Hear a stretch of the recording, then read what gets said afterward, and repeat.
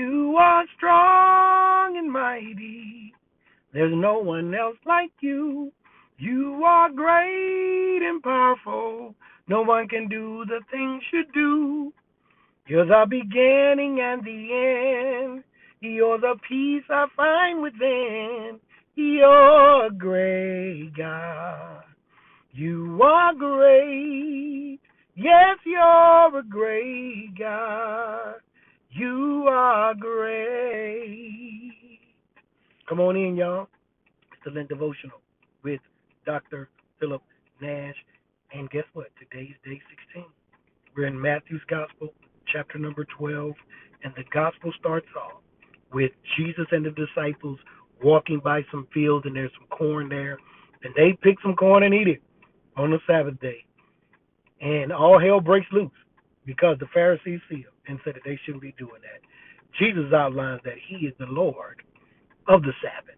In other words, he's telling them that he regulates what happens on the Sabbath. He regulates what's happening during that time, happening during that season.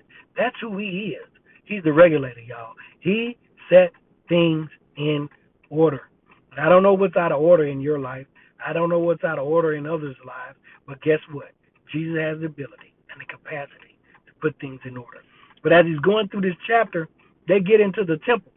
And there's a man with a withered hand. And that man with that withered hand, it's the Sabbath, y'all.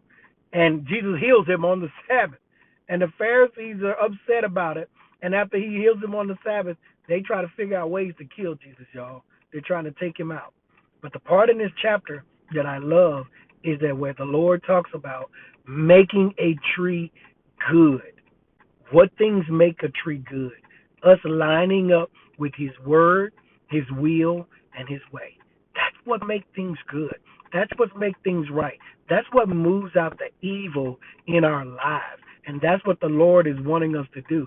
But as you go through this passage, it gets to a point to where they're saying that he's casting out demons by the name of Beelzebub. But he talks about houses being divided against itself, that those houses can't stand. And the Lord is telling us that we can't have divided allegiance, divided alliances in this day, in this stage, and in our walk with him. We can't have divided alliances. Our allegiance has to be to him and only him. But it gets to the end, at the end of the chapter. At the end of the chapter, his mother and his brothers come. They say, your mother and brothers are out there. Your mother and brothers are out there. He said, my mother and my brother are those who do the will of the Lord. So make sure, guys, we're doing the will of the Lord. See you tomorrow.